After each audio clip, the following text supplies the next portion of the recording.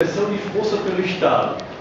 Não é contraditório com o conceito de solidariedade, porque trazer solidariedade simplesmente para a parte normativa não é uma espécie de colocar uma palavra mais técnica, uma imposição estatal. A norma ela não deixa de ser uma expressão de força do Estado. E solidariedade e força, imposição, ao meu ver, seria contraditório. Só escutar a opinião de vocês. E só uma outra pergunta seria que a ampliação do legislador, a ampliação de normas, a ampliação de intervenções estatais na sociedade, ajudaria caminhando naquele conceito de raiva, da segurança, para cada vez mais intervenções do Estado na sociedade, e aí dando caminho para o Estado totalitário, intervendo sempre na família, daqui a pouco na igreja, intervendo em outras instituições que são a saúde da democracia.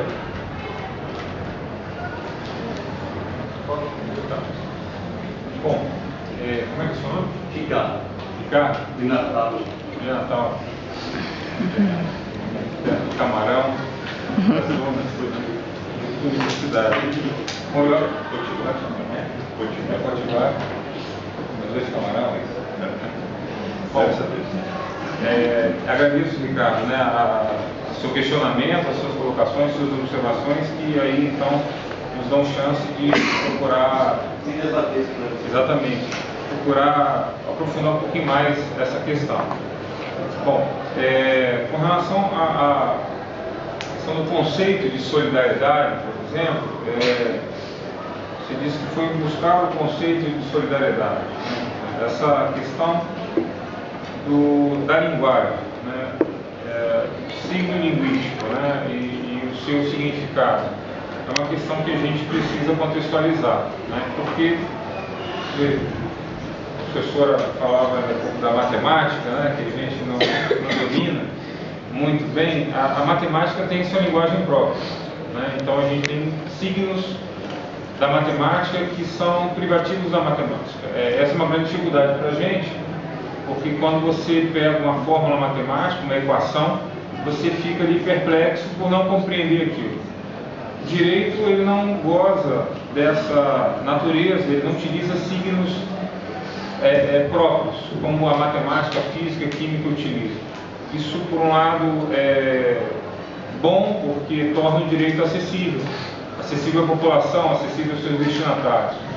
Mas, por outro lado, tem os seus problemas, né? Dentre eles o problema de que, ao se apropriar de termos e signos que são compartilhados pela sociedade, esses signos já gozam de uma pré-compreensão, uma compreensão que se dá pelo uso compartilhado.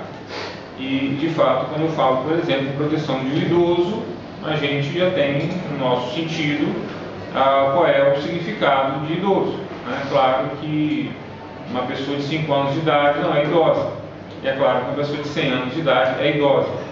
Mas aí, quando esse signo linguístico entra no mundo normativo, no mundo do direito, nem sempre eles possuem o mesmo significado que eles possuem na linguagem compartilhada, na linguagem comum. E nesse sentido, a gente precisa compreender, por exemplo, que idoso, no caso brasileiro, o Estatuto de Idoso define. Idoso é aquele que completa tal idade.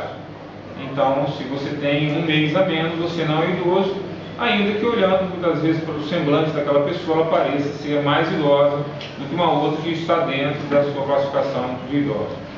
Então, isso acontece com diversas palavras, dentro do direito. A palavra denúncia, né, que em direito penal tem um sentido muito restrito, é aquela peça apresentada pelo Ministério Público.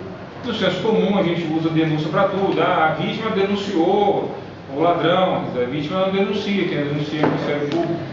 Então, as palavras, elas gozam de uso compartilhado na população, mas quando elas entram no mundo jurídico, elas têm um sentido muito específico, muito estrito.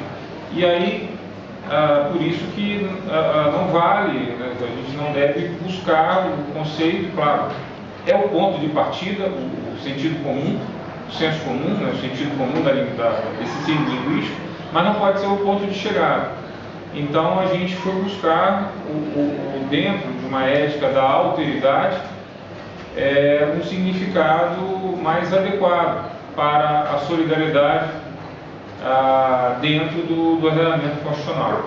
Então, por isso que a solidariedade, do nosso ponto de vista, não tem esse caráter do senso comum, no sentido, por exemplo, solidariedade para com os idosos é eu ajudar o idoso a atravessar a rua, né? Quer dizer, eu ser bonzinho com o idoso, porque isso eu faço por amor, faço se eu quiser, posso estar bem ou mal com a minha consciência, né? E não algo que me foi colocado pelo ordenamento jurídico.